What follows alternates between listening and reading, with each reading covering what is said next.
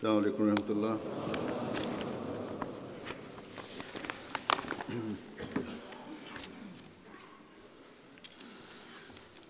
أشهد أن لا إله إلا الله وحده لا شريك له وأشهد أن محمدا عبده ورسوله أما بعد فأعوذ بالله من الشيطان الرجيم بسم الله الرحمن الرحيم الحمد لله رب العالمين الرحمن الرحيم مالك يوم الدين إياك نعبد وإياك نستعين اهدنا الصراط المستقيم صراط الذين أنعمت عليهم غير المغضوب عليهم ولا الضالين لن ينال الله لحومها ولا دماؤها ولكن يناله التقوى منكم كذلك سخرها لكم لتكبروا الله على ما هداكم وبشر المحسنين۔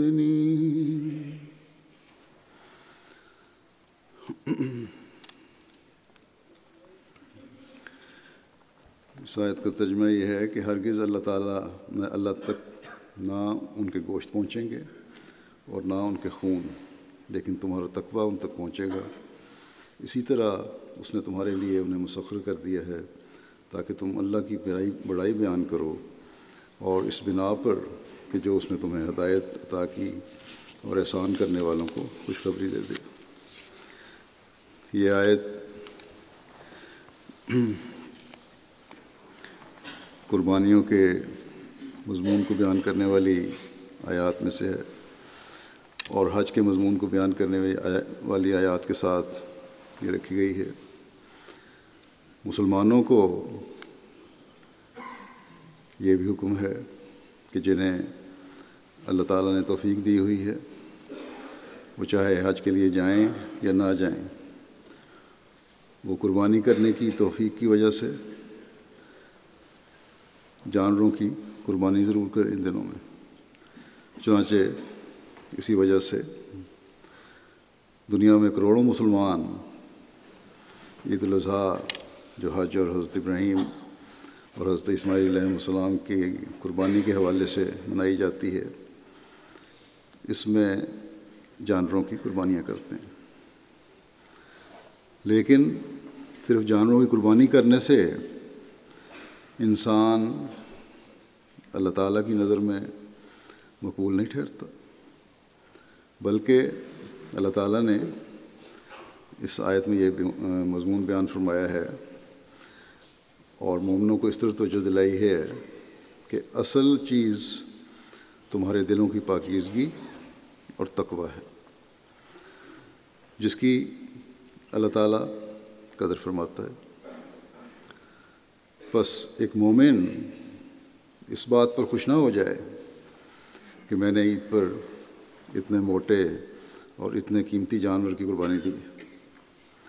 اگر تقویٰ نہیں اور قربانیاں تمہارے دلوں میں پاک تبدیلیاں پیدا کرنے کی طرف توجہ نہیں دلا رہی، تو چاہے تم جتنے بھی موٹے اور قیمتی جانور کی قربانی دے لو، وہ اللہ تعالیٰ کی نظر میں بے فائدہ ہے۔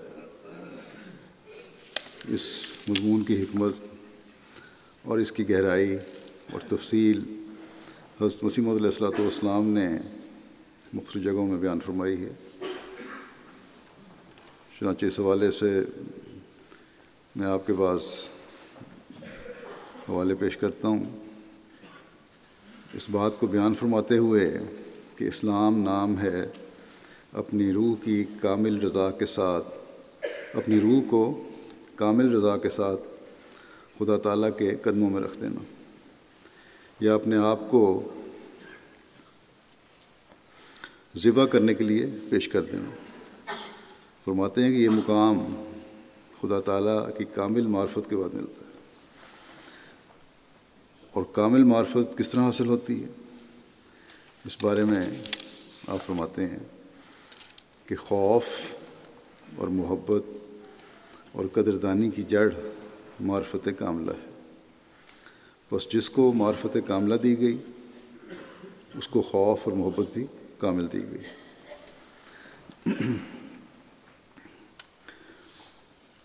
اور جس کو خوف اور محبت کامل دی گئی اس کو ہر ایک گناہ سے جو بے باکی سے پیدا ہوتا ہے نجات دی گئی۔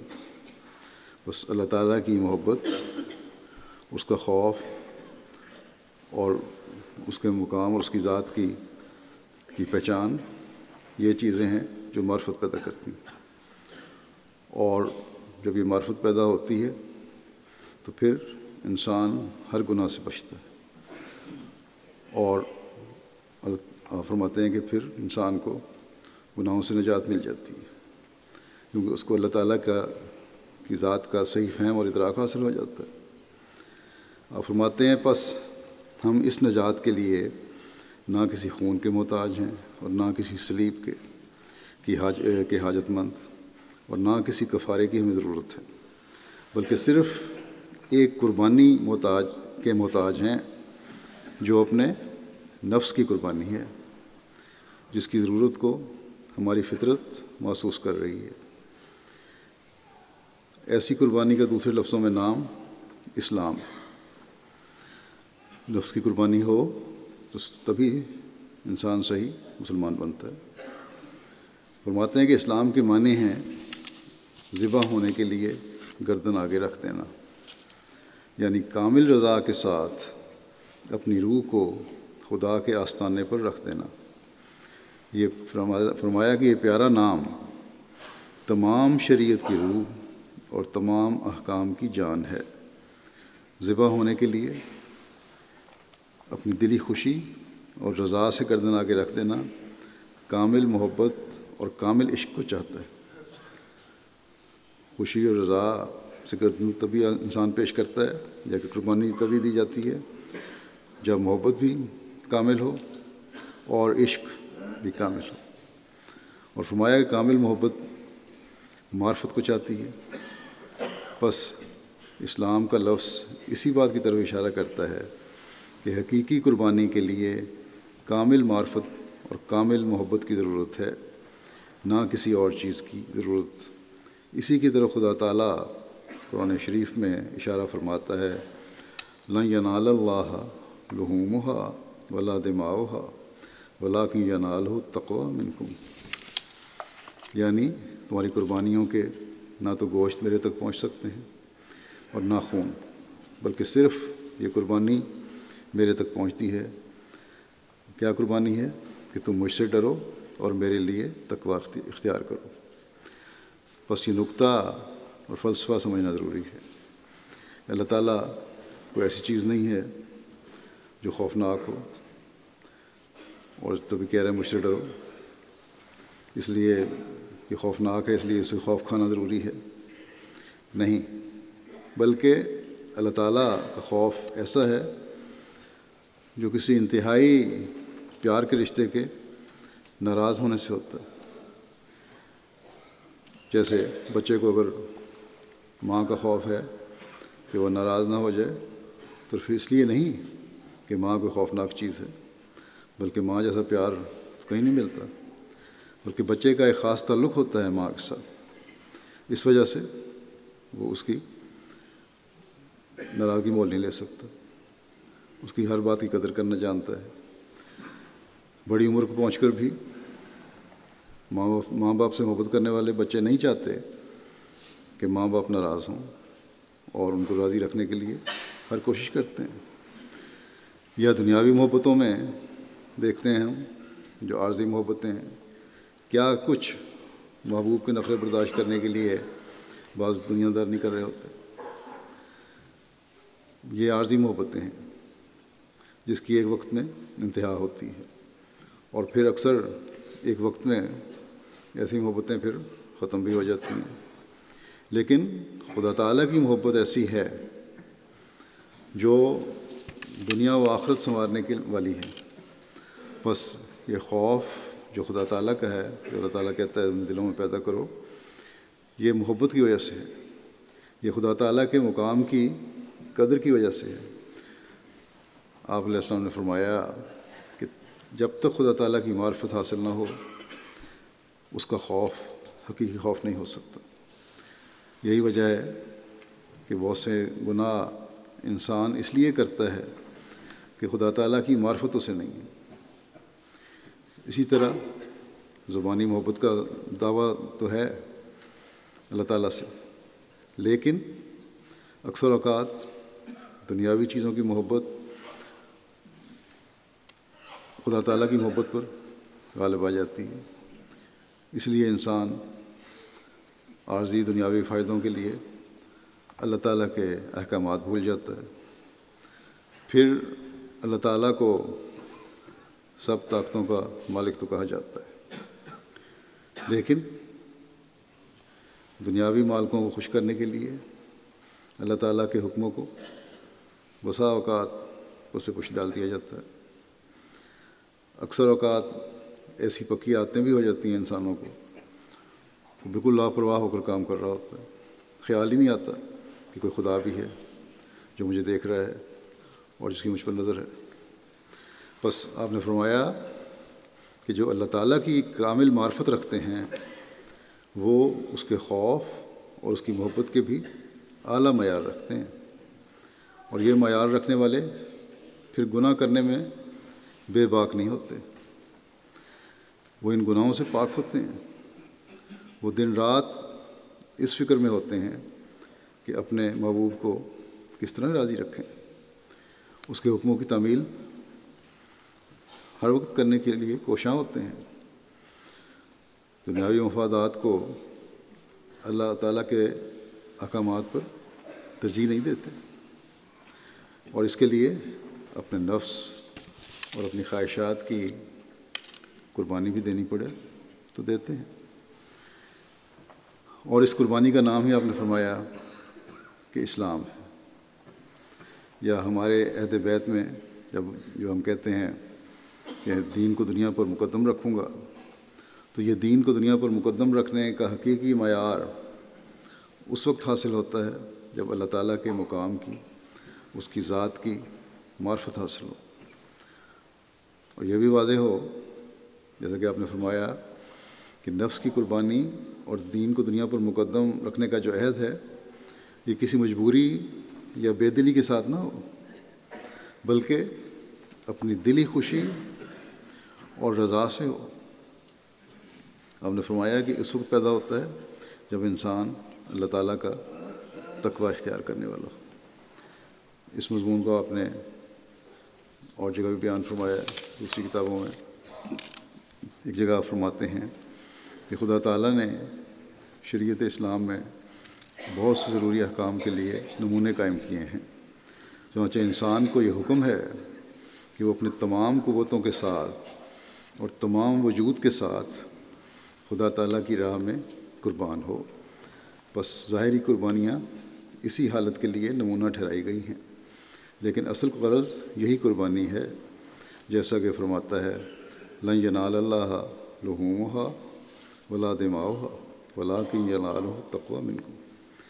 بھیڑ بکریوں کی قربانی تو ایک نمونہ ہے، یہ جائزہ لینے کے لیے کہ کیا ہم بھی جس طرح یہ چھوٹی چیز ہماری خاطر قربان ہو رہی ہے ہم اس کو قربان کر رہے ہیں، اللہ تعالیٰ کی خاطر اپنے نفس کی قربانی کر سکتے ہیں یا کرنے کے لیے تیار ہیں۔ تو یہ ظاہری نمونے ہیں جو انسان کے سامنے رکھے گئے ہیں تاکہ وہ اپنے جائزے لیتا رہے۔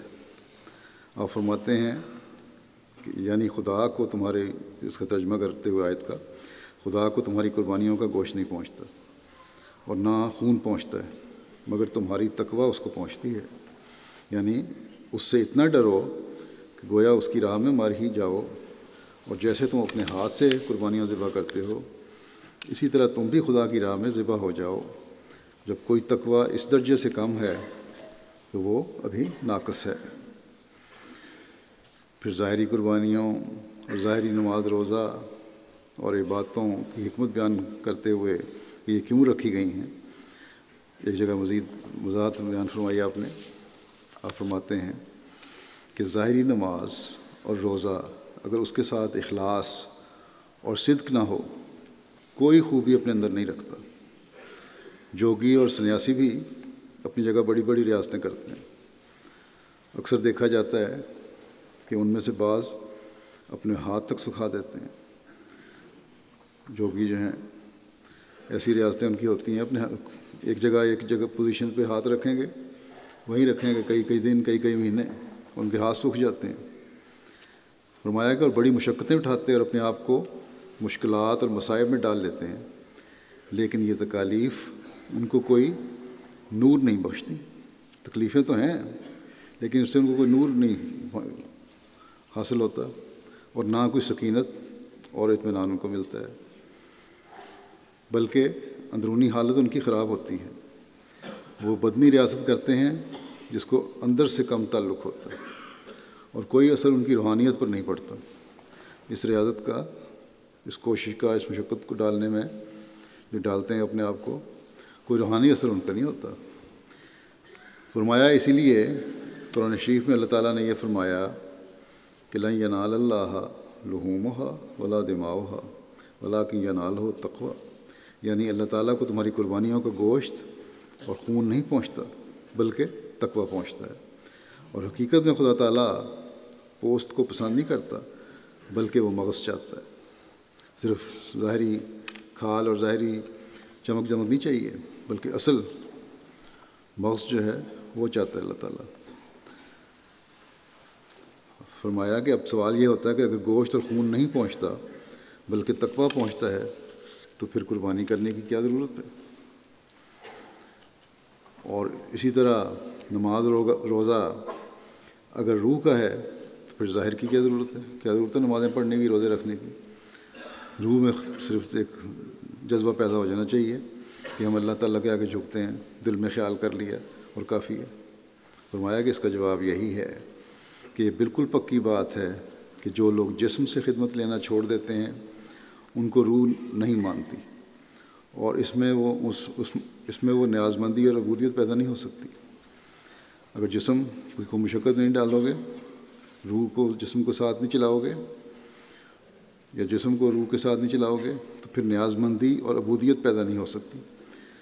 وہ یہ احساس نہیں پیدا ہوتا ہے کہ ہم ہر حاجت کے لیے ہمیں اللہ تعالیٰ کے آگے جھکنا ہے، اس کی عبادت کرنی ہے، اس کی بندگی اختیار کرنی ہے۔ اور فرمایا کہ جو اصل مقصد ہے وہ یہ نیاز مندی اور عبودیت پیدا نہیں ہو سکتی جو اصل مقصد ہے۔ مقصد تو یہی ہے جسم کی عبادت کا بھی، روح کی عبادت کا بھی، کہ نیاز مندی بھی پیدا ہو، عبودیت بھی پیدا ہو، یہ احساس پیدا ہو ہر وقت کہ ہم ہر حاجت کے لیے اللہ تعالیٰ کے آگے ہی جھکنا ہے اور اسی کی بندگی اختیار کرنی ہے اور اسی کی عبادت کرنی ہے۔ اگر یہ دونوں چیزیں نہیں تو یہ پیدا نہیں ہو سکتی۔ اور جو صرف جسم سے کام لیتے ہیں، فرمایا جو صرف جسم سے کام لیتے ہیں، روح کو اس میں شریک نہیں کرتے، وہ بھی خطرناک غلطی میں مبتلا ہیں۔ اور یہ جوگی اسی قسم کے ہیں۔ روح اور جسم کا باہم خدا تعالیٰ نے ایک تعلق رکھا ہوا ہے اور جسم کا اثر روح پر پڑتا ہے۔ فرمایا غرض جسمانی اور روحانی سلسلے دونوں برابر چلتے ہیں۔ روح میں جب عاجزی پیدا ہوتی ہے پھر جسم میں بھی پیدا ہو جاتی ہے۔ اس لیے جب روح میں واقعی عاجزی اور نیاز مندی ہو تو جسم میں اس کے آثار خود بخود ظاہر ہو جاتے ہیں، اور ایسا ہی جسم پر ایک الگ اثر پڑتا ہے تو روح بھی اس سے متاثر ہو ہی جاتی ہے۔ بس دونوں ایک دوسرے کے ساتھ چلنے ضروری ہیں۔ اور ایک مومن کو یہی حکم ہے کہ ظاہری باتیں اور قربانیاں بھی اپنا تقویٰ بڑھانے کے لیے کرو، اپنے روح کی بہتری کے لیے کرو، اپنے دل کو، اپنے نفس کو پاک کرنے کے لیے کرو۔ تقویٰ کیا ہے؟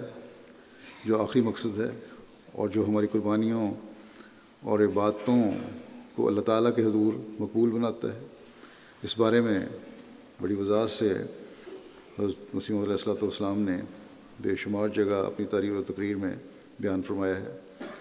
ایک موقع پر تقویٰ کی شرائط کا ذکر کرتے ہوئے آپ فرماتے ہیں کہ اہل تقویٰ کے لیے یہ شرط ہے کہ وہ اپنی زندگی غربت اور مسکینی میں بسر کریں۔ یہ تقویٰ ایک شاخ ہے جس کے ذریعے ہمیں ناجائز غضب کا مقابلہ کرنا ہے۔ بڑے بڑے عارف اور صدیقوں کے لیے آخری اور کڑی منزل غضب سے بچنا ہی ہے۔ غصے کو دبانا، غصے سے بچنا، یہ بہت بڑی کڑی منزل ہے، بلکہ عارفوں اور صدیقوں کے لیے بھی بہت بڑی منزل ہے۔ فرمایا عجب و پندار غضب سے پیدا ہوتا ہے، تکبر اور غرور غصے کی حالت میں پیدا ہوتا ہے، اور ایسا ہی کبھی خود غضب عجب و پندار کا نتیجہ ہوتا ہے۔ غصہ کیوں آتا ہے انسان کو؟ اس لیے کہ اس کے اندر بعض حالتوں میں تکبر اور غرور پایا جاتا ہے۔ وہ دوسرے کو اپنے سے حقیر سمجھ رہا ہوتا ہے اور اپنے کو بڑا سمجھ رہا ہوتا ہے، اور اس کی ذرا سی غلطی پر اس کو غصہ آ جاتا ہے۔ اس لیے فرمایا غصہ بھی تکبر کی اور غرور کی وجہ سے پیدا ہوتا ہے۔ فرمایا کیونکہ غضب اس وقت ہوگا جب انسان اپنے نفس کو دوسرے پر ترجیح دیتا ہے۔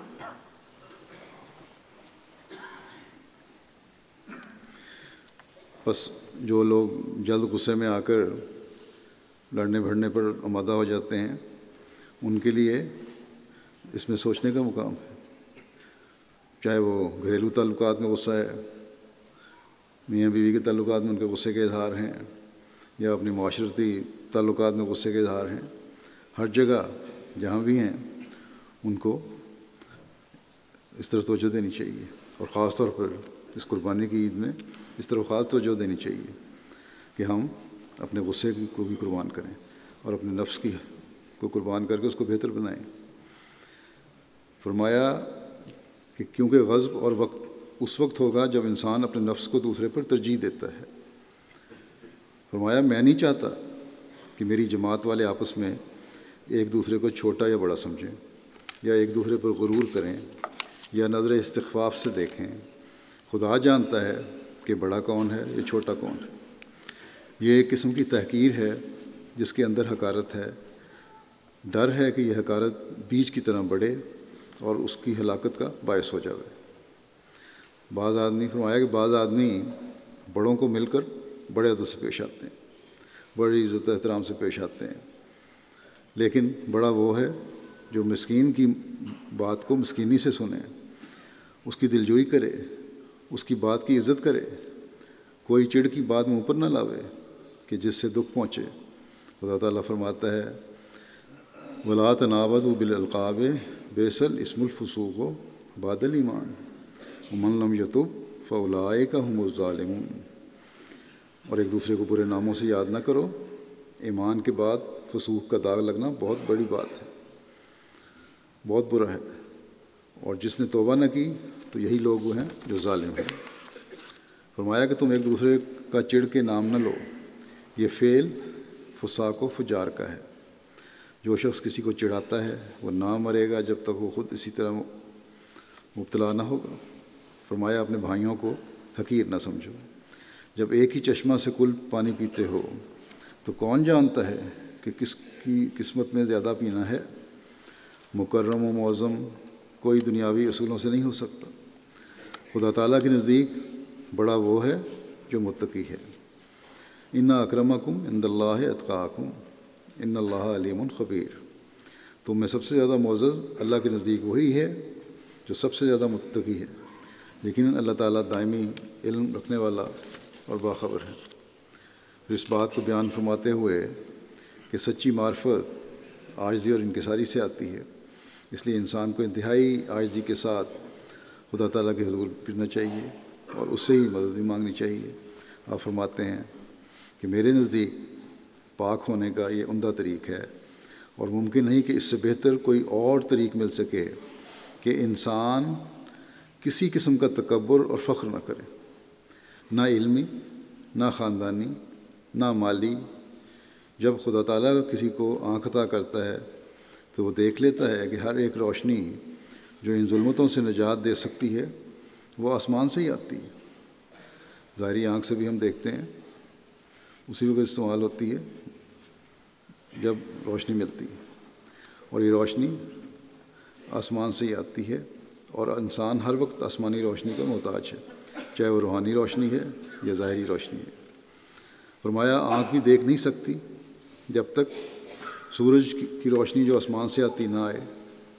اسی طرح باطنی روشنی جو ہر ایک قسم کی ظلمت کو دور کرتی ہے، جو دلوں کی روشنی ہے، جو اپنے دلوں کے اندھیروں کو دور کرتی ہے،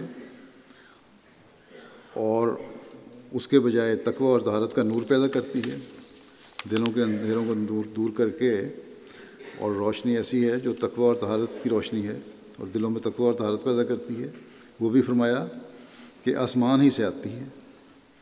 فرمایا کہ میں سچ سچ کہتا ہوں کہ انسان کا تقوی، ایمان، عبادت، طہارت سب کچھ آسمان سے آتا ہے، اور یہ خدا تعالیٰ کے فضل پر موقوف ہے۔ وہ چاہے تو اس کو قائم رکھے اور چاہے تو دور کر دے۔ پس فرماتے ہیں پس سچی معرفت اسی کا نام ہے کہ انسان اپنے نفس کو مصلوب اور لا شے محض سمجھے، کوئی چیز نہ سمجھے اپنے آپ کو، اور آستانہ الوہیت پر گر کر انکسار اور عجز کے ساتھ خدا تعالیٰ کے فضل کو طلب کرے، اور اس نور معرفت کو مانگے جو جذبات نفس کو جلا دیتا ہے۔ بس نفس کے جذبات کو جلانا یہ ہو تو اللہ تعالیٰ سے کہ اس نور معرفت کو مانگنے کی ضرورت ہے، اور وہ اللہ تعالیٰ کے فضل سے ہی ملتا ہے۔ اور فرمایا اور اندر ایک روشنی اور نیکیوں کے لیے قوت اور حرارت پیدا کرتا ہے۔ یہ نور معرفت ہوگا تو جذبات نفس کو بھی جلائے گا، اور ایک روشنی اور نیکیوں کے لیے قوت اور حرارت گرمی بھی پیدا کرے گا دن میں۔ پھر اگر اس کے فضل سے اس کو حصہ مل جاوے اور کسی وقت کسی قسم کا بست اور شرح صدر حاصل ہو جاوے، جب اللہ تعالیٰ کا یہ فضل ہو جائے، دل کھل جائے، دلوں میں نور بھر جائے، تو پھر کیا ہونا ہے؟ تو اس پر تکبر اور ناز نہ کرو، بلکہ اس کی فروتنی اور انکسار میں اور بھی ترقی ہو۔ جو انسان کے اندر دل کی روشنی بڑھتی جائے، اس میں عاجزی اور انکسار بڑھتا چلا جانا چاہیے، کیونکہ جس قدر وہ اپنے آپ کو لا شے سمجھے گا، اسی قدر کیفیات اور انوار خدا تعالیٰ سے اتریں گے جو اس کو روشنی اور قوت پہنچائیں گے۔ اگر انسان یہ عقیدہ رکھے گا تو امید ہے کہ اللہ تعالیٰ کے فضل سے اس کی اخلاقی حالت عمدہ ہو جائے گی۔ دنیا میں اپنے آپ کو کچھ سمجھنا بھی تکبر ہے، اور یہی حالت بنا دیتا ہے۔ پھر انسان کی حالت ہو جاتی ہے کہ دوسرے پر لعنت کرتا ہے اور اسے حقیر سمجھتا ہے۔ فرماتے ہیں میں سب باتیں بار بار اس لیے کہتا ہوں کہ خدا تعالیٰ نے جو اس جماعت کو بنانا چاہا ہے تو اس سے یہی غرض رکھی ہے کہ وہ حقیقی معرفت جو دنیا میں گم ہو چکی ہے، اور وہ حقیقی تقوی و طہارت جو اس زمانے میں پائی نہیں جاتی، اسے دوبارہ قائم کرے۔ فرمایا عام طور پر تکبر دنیا میں پھیلا ہوا ہے، علماء اپنے علم کی شیخی اور تکبر میں گرفتار ہیں۔ فقراء کو دیکھو تو ان کی بھی حالت اور ہی قسم کی ہو رہی ہے، ان کو اصلاح نفس سے کوئی کام ہی نہیں رہا، ان کی غرض و غایت صرف جسم تک محدود ہے۔ اس لیے ان کے مجاہدے اور ریاستیں بھی کچھ اور ہی قسم کے ہیں، جیسے ذکر اللہ وغیرہ، جن کا چشمہ نبوت سے پتہ نہیں چلتا۔ آج کل کے مختلف لوگوں نے مختلف قسم کے ذکر بنا دیے ہیں، اپنے آپ کو علماء بھی سمجھتے ہیں، اپنا صوفی سمجھتے ہیں، لیکن ایسی آپ فرماتے ہیں کہ ایسی بدعتیں پیدا کر دی ہیں جو ہمیں حضرت صلی اللہ علیہ وسلم کی ذات سے جن کا وجود ثابت نہیں ہے۔ فرمایا کہ میں دیکھتا ہوں کہ دل کو پاک کرنے کی طرف ان کی توجہ ہی نہیں، صرف جسم ہی جسم باقی رہا ہوا ہے، جسم میں روحانیت کا کوئی نام و نشان نہیں۔ یہ مجاہدے دل کو پاک نہیں کر سکتے اور نہ کوئی حقیقی نور معرفت کا بخش سکتے ہیں۔ پس یہ زمانہ اب بالکل خالی ہے، نبوی طریق جیسا کہ کرنے کا تھا وہ بالکل ترک کر دیا گیا ہے اور اس کو بھلا دیا ہے۔ اب اللہ تعالیٰ چاہتا ہے کہ وہ عہد نبوت پھر آ جاوے اور تقوی اور طہارت پھر قائم ہو، اور اس کو اس نے اس جماعت کے ذریعے چاہا ہے۔ بس بہت بڑی ذمہ داری ہے جماعت کے افراد کی کہ وہ تقوی پیدا کریں، جس کی حضرت مسیح علیہ السلام ہم سے امید رکھ رہے ہیں۔ فرماتے ہیں پس فرض ہے ہمیں فرماتے ہیں کہ تم پہ فرض ہے کہ حقیقی اصلاح کی طرف تم توجہ کرو، اسی طرح پر جس طرح پر حضرت صلی اللہ علیہ وسلم نے اصلاح کا طریق بتایا ہے۔ جماعت کو تقوی پر چلنے کی نصیحت کرتے ہوئے ایک اور موقع پر فرمایا، تو اے وہ تمام لوگوں جو اپنے تئیں میری جماعت شمار کرتے ہو، آسمان پر تم اس وقت میری جماعت شمار کیے جاؤ گے جب سچ مچ تقوی کی راہوں پر قدم مارو گے۔ سو اپنی 5 وقتہ نمازوں کو ایسے خوف اور حضور سے ادا کرو کہ گویا تم خدا کو دیکھتے ہو، اور اپنے روزوں کو خدا کے لیے صدق کے ساتھ پورے کرو۔ ہر ایک جو زکوٰۃ کے لائق ہے وہ زکوٰۃ دے، اور جس پر حج فرض ہو چکا ہے اور کوئی مانے نہیں وہ حج کرے۔ نیکی کو سنوار کر ادا کرو اور بدی کو بیزار ہو کر ترک کرو۔ یقیناً یاد رکھو کہ کوئی عمل خدا تک نہیں پہنچ سکتا جو تقوی سے خالی ہے۔ ہر ایک نیکی کی جڑ تقوی ہے۔ جس عمل میں یہ جڑ ضائع نہیں ہوگی وہ عمل بھی ضائع نہیں ہوگا۔ حدیث بھی ہے انما الاعمال بالنیات، اگر جو اعمال کا دار و مدار نیتوں پر ہے، اگر نیک نیت سے کام ہو رہا ہے تو اللہ تعالیٰ اس کی جزا دیتا ہے، اگر بد نیت ہے تو اس کی سزا ہے۔ فرمایا کہ ضرور ہے کہ انواع و رنج مصیبت سے تمہارا امتحان بھی ہو، جیسا کہ پہلے مومنوں کے امتحان ہوئے، مشکلات بھی آتی ہیں رستے میں۔ سو خبردار رہو، ایسا نہ ہو کہ ٹھوکر کھاؤ۔ زمین تمہارا کچھ بھی بگاڑ نہیں سکتی اگر تمہارا آسمان سے پختہ تعلق ہے۔ جب کبھی تم اپنا نقصان کرو گے تو اپنے ہاتھوں سے، نہ دشمن کے ہاتھوں سے۔ اگر تمہاری زمینی عزت ساری جاتی رہے تو خدا تمہیں ایک لازوال عزت آسمان پر دے گا، سو تم اس کو مت چھوڑو، خدا کو نہ چھوڑو، اس کے ساتھ ہمیشہ چمٹے رہو۔ آپ فرماتے ہیں دیکھو میں بہت خوشی سے خبر دیتا ہوں کہ تمہارا خدا در حقیقت موجود ہے، اگرچہ سب اسی کی مخلوق ہے، لیکن وہ اس شخص کو چن لیتا ہے جو اس کو چنتا ہے، وہ اس کے پاس آ جاتا ہے جو اس کے پاس جاتا ہے، جو اس کو عزت دیتا ہے وہ اس کو بھی عزت دیتا ہے۔ پر اللہ تعالیٰ سے تعلق رکھو گے تو اللہ تعالیٰ عزت بھی دے گا، تمہارے پاس بھی آئے گا، تمہاری دعائیں بھی قبول کرے گا۔ یہ آپ فرما رہے ہیں ہمیں۔ بس یہ وہ حالت ہے جو ہم میں سے ہر ایک کو حاصل کرنے کی کوشش کرنی چاہیے، تاکہ اللہ تعالیٰ کی حفاظت میں آنے والے بھی بنیں اور آسمان سے پختہ تعلق جوڑنے والے بھی بنیں۔ بس مسیح علیہ السلام اپنے ایک الہام کے بارے میں بڑے درد کے ساتھ جماعت کو نصیحت کرتے ہیں تقویٰ کے معیار بلند کرنے کے لیے۔ آپ فرماتے ہیں کہ کل یعنی 22 جون 1899 بہت دفعہ خدا کی طرف سے الہام ہوا کہ تم لوگ متقی بن جاؤ اور تقویٰ کی باریک راہوں پر چلو تو خدا تمہارے ساتھ ہوگا۔ فرمایا اس سے میرے دل میں بڑا درد پیدا ہوتا ہے کہ میں کیا کروں کہ ہماری جماعت سچا تقویٰ طہارت اختیار کر لے۔ پھر فرمایا کہ میں اتنی دعا کرتا ہوں کہ دعا کرتے کرتے ذوف کا غلبہ ہو جاتا ہے اور بعض اوقات غشی اور ہلاکت تک نوبت پہنچ جاتا ہے۔ فرمایا جب تک کوئی جماعت خدا تعالیٰ کی نگاہ میں متقی نہ بن جائے، خدا تعالیٰ کی نصرت اس کے شامل حال نہیں ہو سکتی۔ بس اس طرف بہت توجہ دینے کی ہمیں ضرورت ہے۔ اللہ تعالیٰ ہمیں حضرت مسیح علیہ السلام کے اس درد کو سمجھتے ہوئے حقیقی تقویٰ دلوں میں پیدا کرنے کی توفیق عطا فرمائے۔ ہماری باتیں، ہماری قربانیاں خالص اللہ تعالیٰ کے لیے ہوں، اللہ تعالیٰ کی حقیقی معرفت ہم حاصل کرنے والے ہوں، اللہ تعالیٰ سے محبت کا حق ادا کرنے والے ہوں۔ اللہ تعالیٰ ہمیں اس کی توفیق عطا فرمائے۔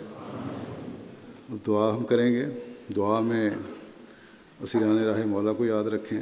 اللہ تعالیٰ کی خاطر وہ اسیری سے گزر رہے ہیں، دین کو دنیا پر مقدم رکھنے کی وجہ سے ان کو ان قربانیوں سے گزرنا پڑ رہا ہے۔ اللہ تعالیٰ ان کی رہائی کی بھی جلد انتظام فرمائے، جو جماعت کی وجہ سے مقدمات میں گرفتار ہیں ان کو اللہ تعالیٰ ان مقدمات سے بری فرمائے۔ پاکستان اور الجزائر اور دنیا کے ہر اس ملک کے رہنے والے احمدیوں کے لیے دعا کریں جو احمدیت کی وجہ سے کسی بھی قسم کی مشکلات میں سے گزر رہے ہیں۔ جماعت کی عمومی ترقی اور تقوی کے معیار بلند ہونے کے لیے بھی بہت دعا کریں۔ مسلم امہ کے لیے بھی دعا کریں کہ اللہ تعالیٰ ان کو عقل اور سمجھ دے اور تقوی کے حقیقی معنوں اور حج اور قربانی کے حقیقی مضمون کو سمجھتے ہوئے یہ زمانے کے امام کی بیعت میں آ کر اللہ تعالیٰ کی رضا کے حاصل کرنے والے بن جائیں۔ دعا کر لیں۔ ابھی 1 منٹ ٹھہر جائیں ذرا، خطبہ ثانیہ کے بعد دعا ہوگی۔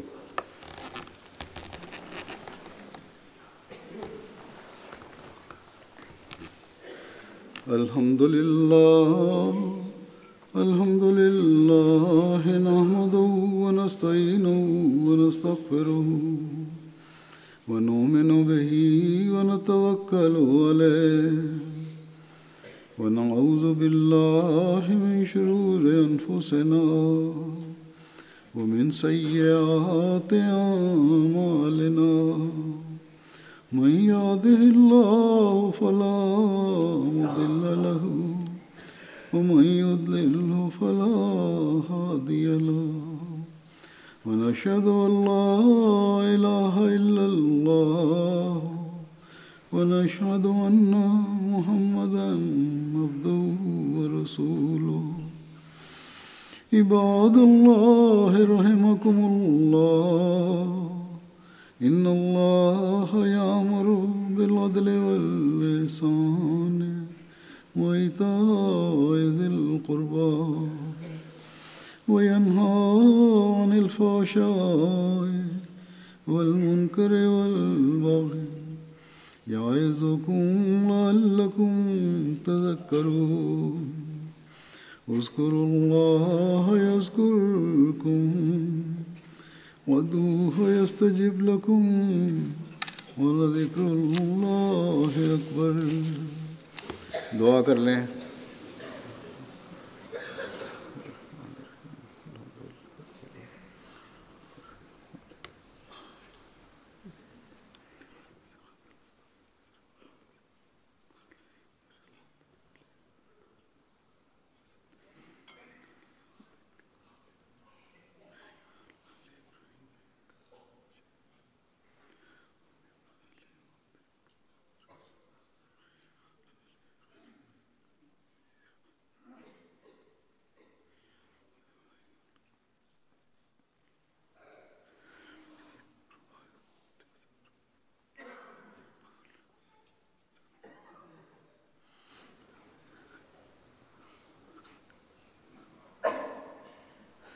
آمین۔ سب کو عید مبارک ہو۔ السلام علیکم ورحمۃ اللہ۔ السلام علیکم۔